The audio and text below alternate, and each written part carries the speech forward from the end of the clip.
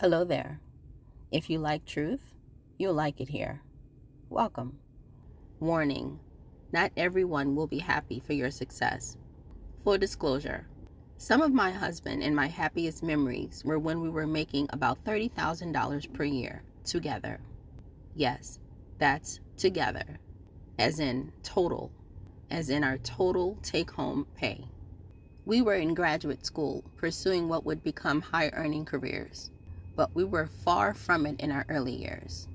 Our $30,000 per year paid for our little rental apartment, which we later upgraded to a rental house because we needed a backyard for the brand new puppy we got one day after eating out at a restaurant and seeing some people outside the restaurant giving away free puppies.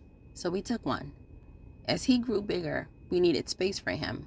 So we moved out of our apartment and rented a house with a backyard where he could run and play. Those were happy days. Our $30K also supported our vehicles that carried notes and the few household bills we had, as well as our cell phones and whatever we spent on entertainment, which was minimal. Back in those days, a Friday after work found us sitting in our backyard, watching our dog run around, eating lemon pepper wings and tater tots dipped in ranch dressing that we'd picked up on the way home from work or school, or sometimes both. Then we'd spend the weekend doing what young people with no kids yet did. Reading articles and writing papers because we were both in school. Got y'all. Y'all thought I was going to say something else. Well, we did that too. As I said, those were happy days. Many more happy days were to follow, but those days when we had next to nothing monetarily and not even $100 saved up were some of the simplest and sweetest. I think our first mistake was cutting off the fountain. Or perhaps the true mistake was starting the fountain in the first place. We used to give to others, back when we didn't even have it to give. And when we stopped, all hell broke loose. That was our first mistake. But our second mistake was when we told certain people who were close to us, who we thought were friends and friendly, that we had become millionaires. It had happened quite suddenly. Well, maybe not suddenly, because we had been working towards wealth and financial abundance for a few years before it happened. But what I mean by it happened quite suddenly is that, when it did happen, it took us by surprise. We noticed on a random day of the week that we had not only hit, but had surpassed, by a little over 100K, our $1 million goal. I was sitting in a chair in our living room, looking out the window onto our backyard, going over our accounts, when I noticed it. And after double and triple checking our numbers, and confirming that we had hit our goal, and in fact exceeded it, I then yelled to my husband, who was upstairs working from home, that we had hit our goal. He excitedly came down the stairs. We hugged and sat and talked about it for a bit, congratulated each other. Well, he congratulated me because I handle our money, and it was me who set this goal for us back when it felt like our money was flowing into a wallet with holes in it. We had nothing to show for our money and how hard we had worked in school, other than some sports cars, a total of 3 vehicles between the two of us, and I sought to change that. That meant a total mental shift. We cut off supporting others. This is what I mean when I say we cut off the fountain. Because we were the two who had, quote-unquote, made it and gone to school and achieved what others saw as success, we were expected to monetarily support others. And like obedient young adults, from a generation and a culture where such support was expected, we did what we knew we were supposed to do. I'd had a full academic scholarship throughout school, but had still taken out loans because I hadn't known any better. Except I didn't really need the loans, but would use them to help support others. I gave one person that was close to me $1,000 every semester from that loan money. And now that I was out of school and responsible for paying back those loans, that person still had their hand out for what I could give them. And for years, I still did. But I got tired of money coming in and going out just as fast, and I made some changes. My husband and I stopped giving money out to those who came to us asking for it. He had even had someone close to him ask him to buy them a whole roof. Yes, you heard that right, a roof. This person had requested a roof. And my husband hadn't even been out of school a good 2 years yet. And I wasn't even out yet. I'd still had a year or two to go. And this person requested a roof. But when he said no, as this was the beginning of us finally starting to get smart about money, that person had a fit and had other people close to us call and do their bidding. One of the calls was trying to reason with us and explain why this person deserved a roof. And when we explained that we didn't have money like that to buy someone a roof, heck, we didn't even have a house of our own yet. We were in a rental house. The person then sent a new representative who responded in anger and began to yell and scream at us. The audacity was flying around like pollen on a spring day, but we held firm and cut off the fountain. And fast forward many years after that, on that random day in our living room, we realized we had reached our goal. By that time, we were parents and had many more responsibilities. And in spite of all that, we had reached our goal. This is where we made the second mistake I mentioned earlier. We told a few people that were really close to us, or so we thought. Of the 3 people we told, one was a male and female couple, and the other was a single male. When we told the couple, they couldn't even pretend to be happy for us. Before I get into that, let me say this first. My husband and I have done very well for ourselves over the years, but we never talk about it. We keep our successes to ourselves. Perhaps we subconsciously knew that it wouldn't be well received. Or perhaps it's because I am a private, reserved person. My husband, not so much, though he has learned to be from spending so many years with me. But I say that to say, we have not been people who have paraded our success in front of others. We haven't exactly hid it. I mean, we travel quite often and for long periods of time, and to faraway places. But we never announce these trips far in advance or rub them in the face of others. It wouldn't have even occurred to us to do that. The most we do when we take these trips is to give some of our friends and family a heads up, because it's a safety thing to let someone know when you'll be out of the country for a period of time. And of course, when we bought a new house and actually moved into it, it's quite hard to hide that. But we have not made any announcements when we bought property or houses as investments. We keep those things to ourselves, and not because at the time we felt we needed to. We just subconsciously did. In hindsight, I'm very happy we made those decisions. But let me take you back to the story. My husband came downstairs and congratulated me for quarterbacking our wealth journey, and I congratulated him for being just as integral a part of our success as I have been, even if I did have to drag him kicking and screaming at first.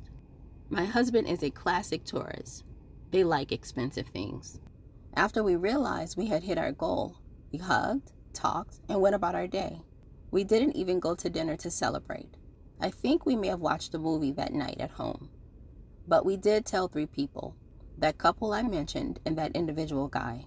The female part of that couple gave us a very quiet congratulations and said nothing else.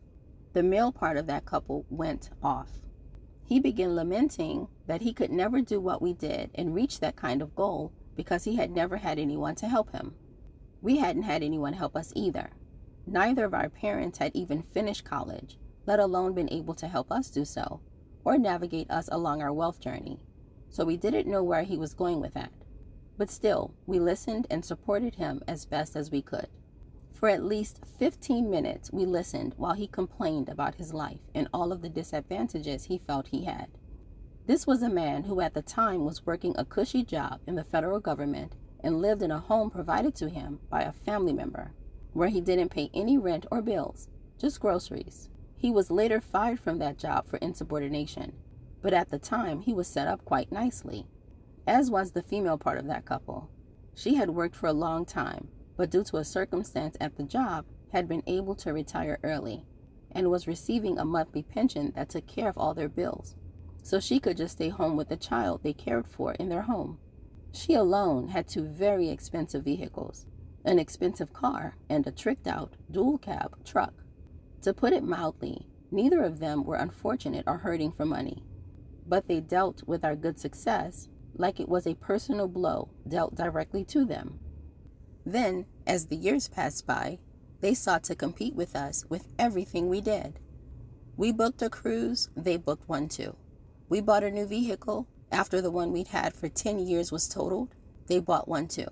We bought a house on the water, they bought one too.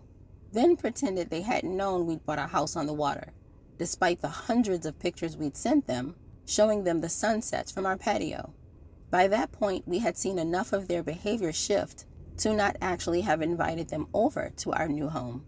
But that still didn't stop them from changing right before our very eyes. And oh my God, the passive-aggressive comments they made. One day when I was on the phone with the female half of the couple, I remarked that I liked the sound of the seagulls in my backyard, and she told me she hated birds. This was 2 years before they then bought a house on the water with said birds. Another time we were outside grilling when she called, and when I told her that, she commented that we must get so many mosquitoes living on the water. This was 2 years before she then bought a house on the water with those dreaded imaginary mosquitoes she had warned of.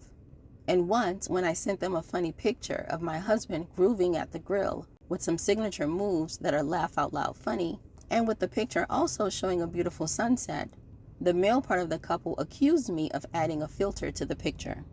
To this day, I have never added a filter to a picture. But those are the kind of passive-aggressive comments that couple would make to us all of the time, right after they found out we had become millionaires. Needless to say, we do not have any more contact with that couple, and it's all because they could not stand our success.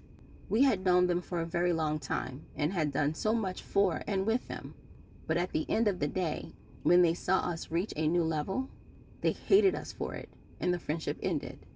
As for the individual male that we told, no sooner had a few days passed that he asked us for money. Not even to borrow either.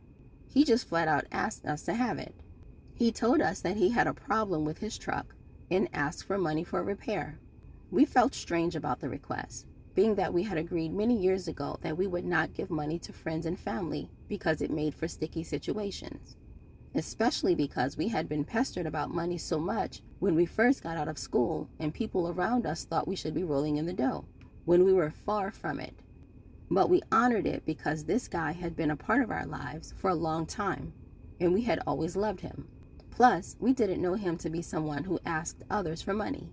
He was very much an independent man who didn't come off as needy, or as someone who would put his hands in other people's pockets. So we gave him the money.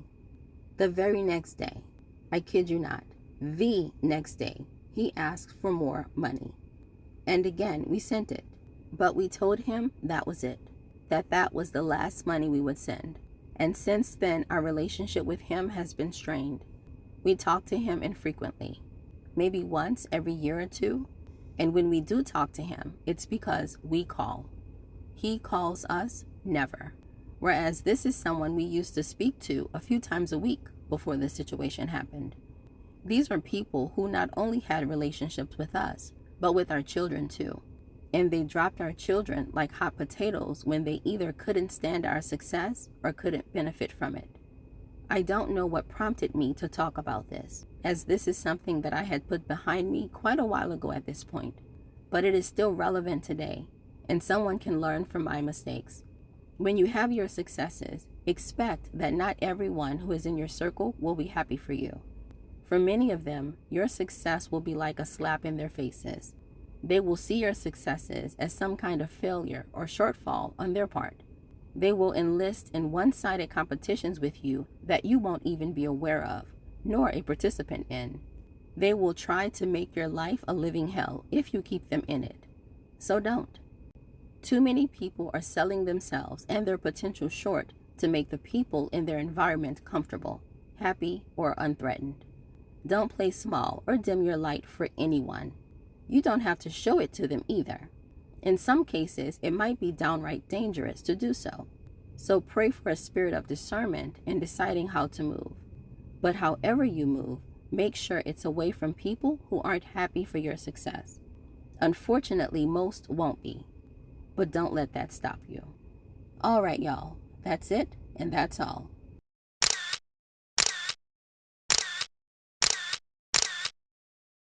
Hello there. If you like truth, you'll like it here. Welcome. If you don't, or if you believe in groupthink, or bullying others into believing the popular opinion, then this isn't the place for you.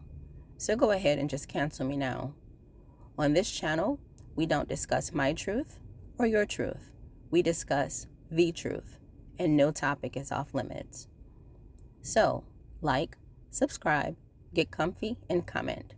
It's nice to have you here. So let's talk.